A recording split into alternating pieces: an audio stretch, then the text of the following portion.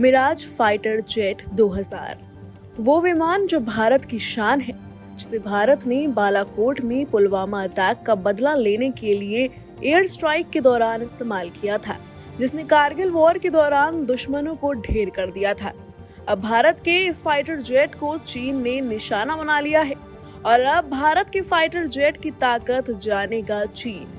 UAE की वायुसेना चीन के साथ संयुक्त हवाई अभ्यास में संयुक्त अरब अमीरात की वायुसेना अपने मिराज 2000 फाइटर जेट के साथ हिस्सा ले रही है। ये वही विमान है जिसका इस्तेमाल भारत ने पाकिस्तान के बालाकोट में एयर स्ट्राइक के लिए किया था। इसके साथ ही ताइवान भी इस विमान का इस्तेमाल करता है। वहीं अब चीनी को मिराज 2000 फाइटर जेट की ताकत का पता चलेगा। चीनी वायुसेना और संयुक्त अरब अमीरात एयर फोर्स चीन के शिनजियांग प्रांत में फाल्कन शील्ड 2024 नाम से संयुक्त हवाई अभ्यास का दूसरा संस्करण आयोजित कर रहे हैं। इस अभ्यास में चीनी पीपुल्स लिबरेशन आर्मी की वायुसेना ने अपने 2 लड़ाकू विमानों J-10C और J-16 को तैनात किया है। वहीं यूएई की वायुसेना अपने मिराज 2000 फाइटर जेट के साथ ताकत दिखा रही है। खास बात यह है कि फ्रांसीसी मूल के मिराज 2000 विमानों का इस्तेमाल चीन के 2 प्रमुख प्रतिद्वंदी भारत और ताइवान इस्तेमाल करते हैं। इस अभ्यास में चीन को मिराज की ताकत को जानने का मौका भी मिलेगा। यूएई के रक्षा मंत्रालय ने इस हफ्ते की शुरुआत में सोशल मीडिया प्लेटफॉर्म एक्स पर अभ्यास की घोषणा की थी। रक्षा मंत्रालय ने पोस्ट में कहा था, संयुक्त अरब अमीरात और पीपुल्स रिपब्लिक ऑफ चाइना के बीच संयुक्त सहयोग के ढांचे के भीतर दोनों देशों की वायुसेनाओं के बीच संयुक्त सैन्य अभ्यास फाल्कन शील्ड 2024 शुरू करने की घोषणा की। यूएई ने 3 विमानों को एक अज्ञात हवाई अड्डे पर दिखाते हुए 2 तस्वीरें भी जारी की।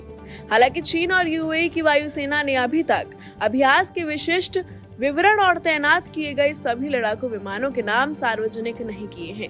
यूएई की वायुसेना मुख्य रूप से F-16 और मिराज 2000 जैसे पश्चिमी लड़ाकू विमानों का उपयोग करती है। उसके पास फ्रांसीसी निर्मित राफेल लड़ाकू विमानों का मौजूदा ऑर्डर है। मिराज 2000 की तैनाती से चीन के लिए बहुत ही महत्वपूर्ण अनुभव हासिल होने वाला है, खासकर जब ताइवान और भारत इस फ्रांसीसी लड़ाकू विमान का इस्तेमाल करते हैं। पश्चिमी मूल के विमानों और पश्चिमी मॉडल पर आधारित युद्ध रणनीति का उपयोग पीपुल्स लिबरेशन आर्मी के लिए चीन के घरेलू प्रशिक्षण कार्यक्रम में लाभकारी हो सकता है।